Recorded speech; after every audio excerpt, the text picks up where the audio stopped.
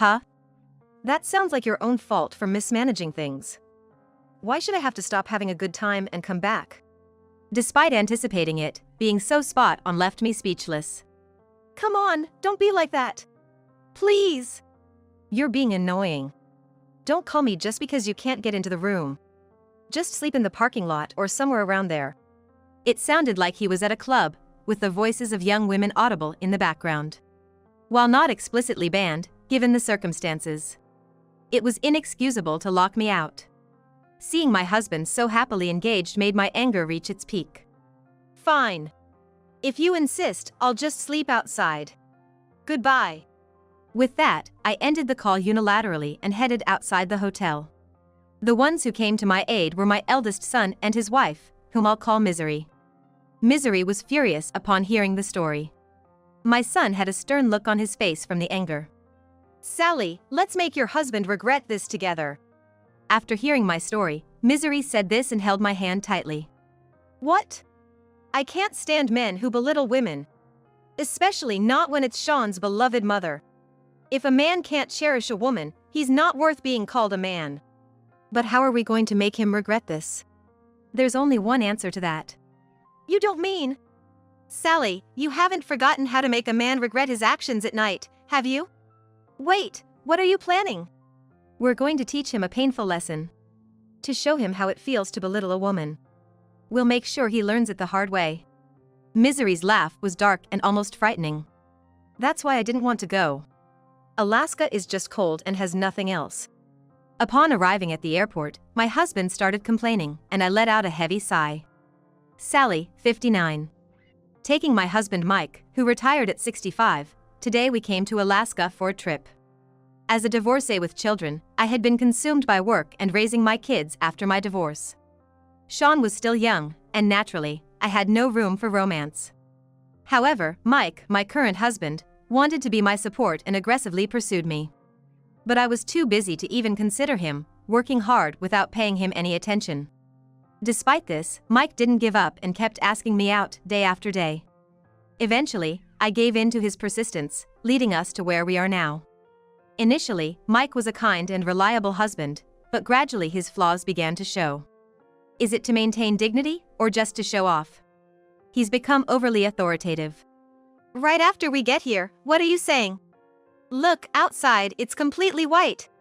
Despite Mike being a traditionalist to the extreme, he's been my partner for many years. The thought of divorcing at this age is unimaginable, and I've become quite adept at handling people. How to manipulate my husband at will. Enjoying life as if it were a game isn't so bad. Since then, I've stopped feeling tormented by Mike's arrogance. So, is the pickup car not here yet? My husband, uninterested in the scenic view outside, continued his grumbling. Seeing him like this made me sigh, but the snowy landscape quickly shifted my mood. It feels like I'm raising a child again, no complaints, but familiarity can be frightening. This trip to Alaska made me realize that. I think it's already here? As I ushered my sulking husband outside, we were both struck by the breathtaking world of white. Though we get snow in New Jersey, seeing such an accumulation is rare. Lost in the moment, a large minivan honked at us. Mom, Dad, over here.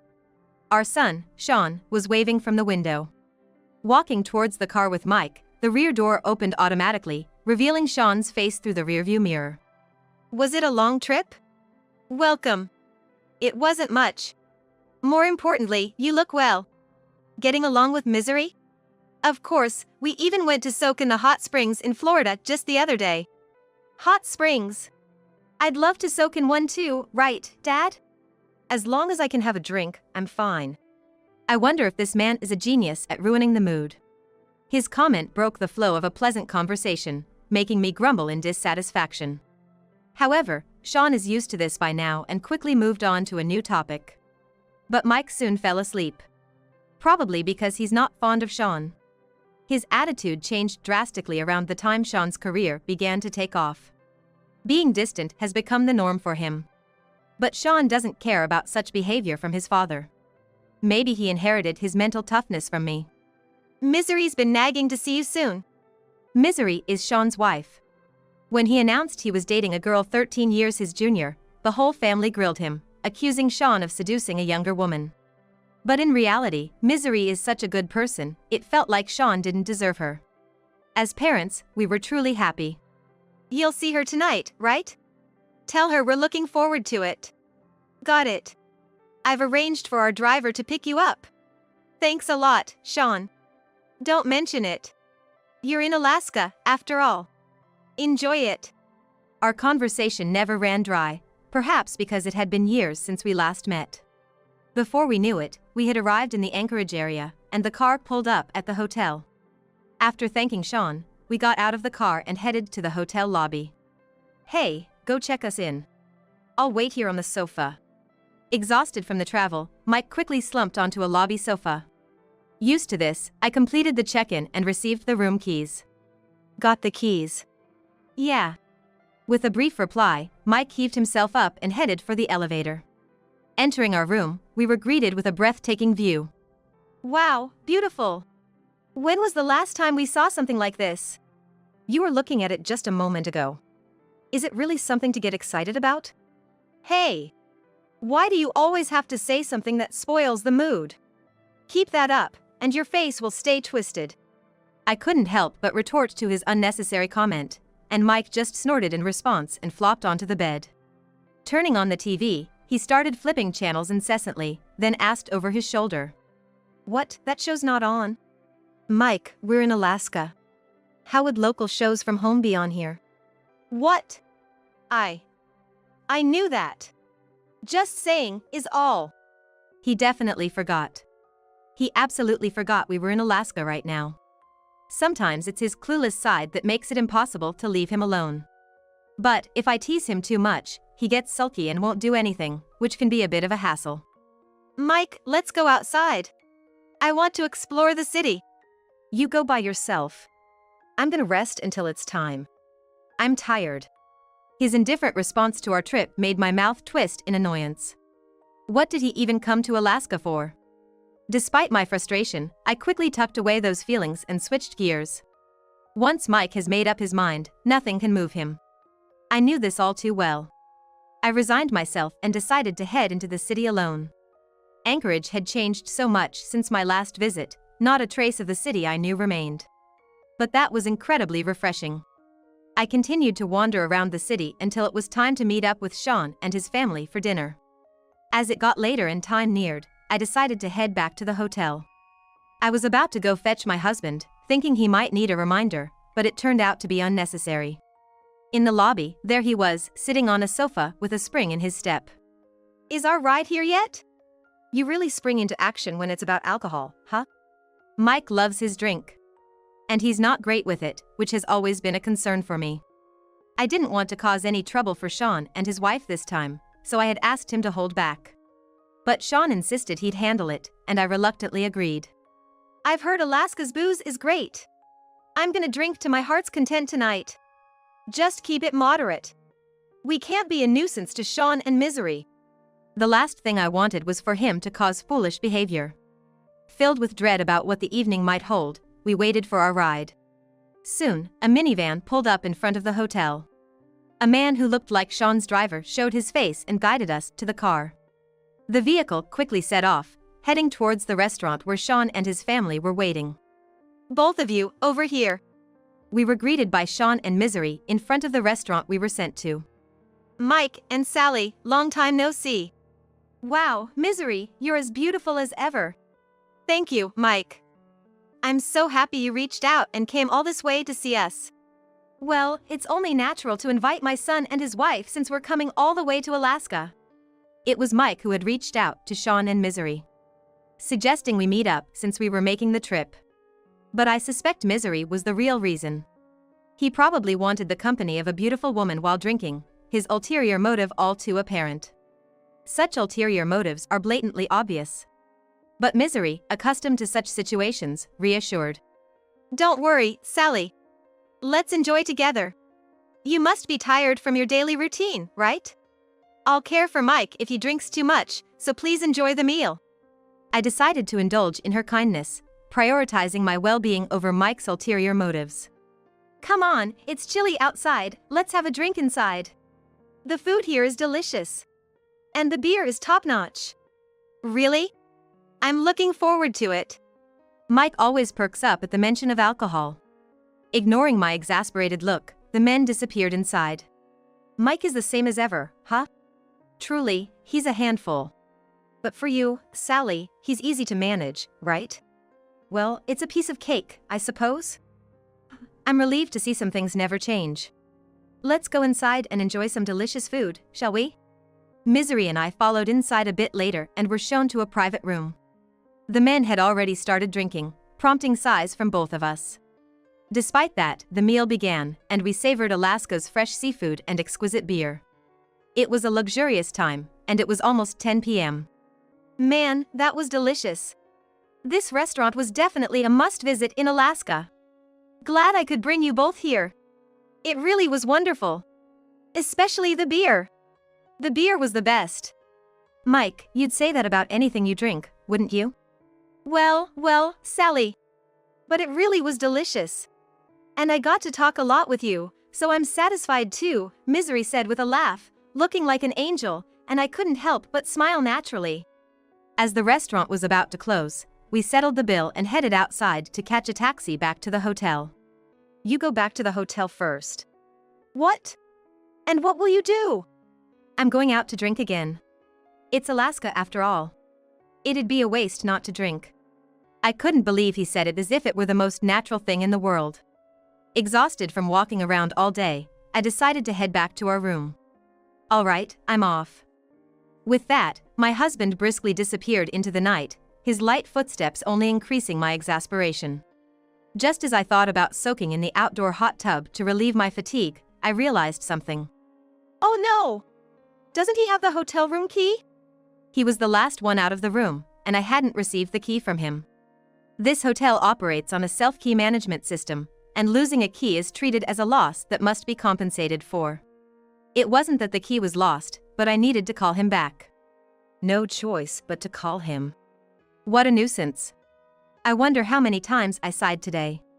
Despite my expectations, my husband picked up the phone surprisingly quickly. What now? Can't a man enjoy himself? His voice was blatantly annoyed, causing me some irritation. But getting angry would only spoil his mood further.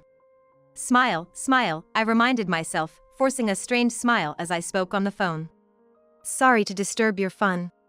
You have the room key, right? I can't get into our room. Can you come back, please? What? That's your fault for not keeping track. Why should I have to stop my drinking and come back? His response was as expected, leaving me speechless. Please, I'm really in trouble here. Stop bothering me with such trivial things. Go sleep in the parking lot or something. It sounded like he was at a club, with the voice of a young woman audible in the background. He wasn't doing something explicitly bad, but he should have considered the circumstances. It was inexcusable to lock me out for such a reason. His cheerful demeanor while enjoying himself pushed my anger to its peak. Fine. If that's how it is, I'll just sleep outside then. Goodbye. With that, I hung up and headed outside the hotel. Later, I thought about asking for a master key, but in my frustration, it hadn't even crossed my mind. The night in Alaska was exceptionally cold, and my body temperature dropped rapidly. I was wondering what to do next, when my phone rang. Hey, Mom? What are you doing right now? Well, I can't get into my room because of some issues. What? Where are you now? Go inside a diner or a convenience store, and I'll send someone to pick you up. It was Sean on the phone. What perfect timing. Relief washed over me at this lifeline. Soon after, a ride arrived, and I was taken to Sean's home. Misery greeted me as I got out of the car and ushered me inside. I'm so sorry for barging into your place like this. Not at all. Are you okay? Thanks, Misery. I'm fine. Why can't you get back into the hotel? Where's the key? As I sat down on the living room sofa, moved by Misery's warmth, Sean asked me in a serious tone. I explained the situation and sipped the tea offered to me. So it was Dad, after all. You knew? Actually, I got a call from the staff at the club a bit ago. They said a man resembling your husband came in, and it sounded like he was having an argument with his wife over the phone. Sean, a successful entrepreneur who owned several businesses. including a club, apparently had my husband Mike there. Unbelievable. Who just leaves a woman outside because he wants to drink? Aren't you angry, Sally? What? Caught off guard by Misery's question, I found myself speechless. Indeed, I was seething inside. Yet, after decades together, I had resigned myself to thinking that's just how he is, and getting angry was a waste of time. I'm very upset. To see someone important to me treated this way. Even if he's Sean's father, it's unforgivable, Misery said, confronting me with a stern face, making me involuntarily step back. Sally, let's give Mike a piece of our mind together. What? I can't stand men who belittle women. Especially when it's Sean's beloved mother. If a man can't cherish a woman, he's not worth being a man. But how are we going to make him eat his words? There's only one way to do it. You're not suggesting that, are you? Sally, you haven't forgotten how to command the night, have you? Wait, what are you planning to do? We're going to show him the pain of underestimating women. Teach him a lesson he'll never forget. Misery's laugh and smile seemed dark, almost frightening. We can't just stand by. We need to hurry and get ready. Sally, Sean, let's go, Misery said, leading us to take a taxi to the club Sean owned. As we arrived, several staff members greeted us and escorted us to the dressing room, where makeup and costume staff were ready. I've gathered my own team of experts, so the craftsmanship is top-notch. We'll make you as beautiful as you were in your prime, Sally. Wait, Misery, are you suggesting? We're going to show Mike just how formidable you are. Misery was full of determination. Her enthusiasm infectious. Misery, everything's set on this end. I've already contacted the people you asked for. That's great, Sean. Let's get the makeup and dressing done quickly. At Misery's signal, I was transformed in no time, dressed in a gorgeous dress with my hair and makeup done. Wearing a dress for the first time in a while, along with having my hair set and makeup done. Thanks to the tightly fitted corset, my posture naturally straightened. Sally, no, madam. Are you ready? Yes, of course. I lifted my face, resolved, and walked into the battleground that was the club's interior. Excuse me, sir. We're hosting an event tonight. You can have a drink with our #1 lady for free, how about it? A staff member approached Mike, and his face lit up at the mention of not having to pay. The chance to drink with a lady for free. It was irresistible to him. That's fine. Go ahead and join me. Understood. Misery, let's go in. At the waiter's queue, Misery first approached Mike. Dressed in a flashy dress and makeup, she was unrecognizable as Sean's wife to Mike. Excuse me for sitting next to you. I'm Misery, nice to meet you. Oh, Misery, huh? Nice to meet you, Mike said, draping his arm over Misery's shoulder. Watching this from behind, I felt disgusted and decided to beat him with Sean later. After enjoying some light conversation and having a good time, it was finally my turn to join Mike. Mike, actually, there is a lady who's new here today. Would you mind if she joined us? Of course not. If Misery asks, I'd do anything. Yay, good. You're so nice. Hey, come over. With a signal from Misery, I made my way to Mike's table. This lady is Sally. Nice to meet you, I'm Sally. May I sit next to you? Oh. Sally, huh? Quite the beauty you are. Wait, what? Sally? Initially, Mike didn't recognize me. But obviously, after years together, he recognized my voice and face and reacted with exaggerated surprise. Oh? Have we met before? What are you talking about? What is this act? Ow! I stepped on his foot, silencing him with a smile that was more of a threat than anything. Sir, we have other guests in the establishment, so please keep your voice down. What are you doing? No, wait, what's going on here? What are you doing here? Can't you see? You left me out, so I'm being taken care of here. What? Do you even know where you are? Just as Mike started to confront me, the music in the club blared. And several male guests gathered around our table. What's all this? Everyone, it's Sally's comeback day. These are Sally's fans who've come to celebrate. Sean? What are you doing here at a place like this? Oh, didn't you know? This is one of the businesses Sean manages. What? Overwhelmed by the sudden turn of events, Mike was so surprised his eyes nearly popped out of his head. When I said Mom was making a one-day comeback, we got such a rush of customers. They begged us to at least make an appearance, so we let them in. The other guests also started to stir, beginning to recognize my true identity. Hey, isn't that Misery, the #1 nightclub lady? No, look next to her. Isn't that the legendary nightclub lady from Manhattan? Misery? Wait, you mean Misery is... Haven't you realized yet, Mike? Misery said, tilting her head coyly with a sly smile. Misery? What's going on here? I'm the #1 here. And... Misery turned to me, smiling brightly. She is the former top-tier nightclub lady from Manhattan who made business in the millions in just one day, Sally. What? Mike fell off the sofa, looking up at me pitifully.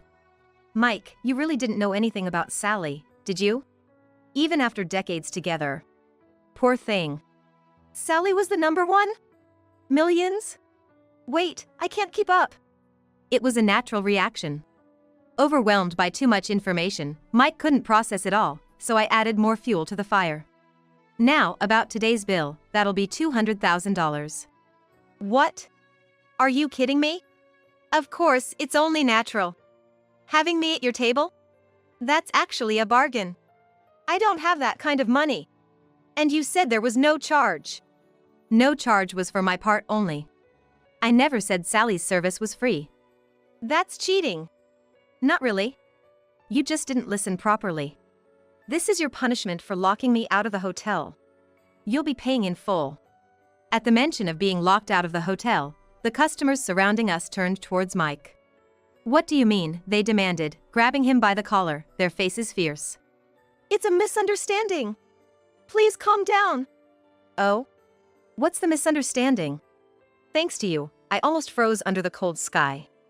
I'm sorry. I won't do it again. No, I won't forgive you, Misery intervened, staring him down.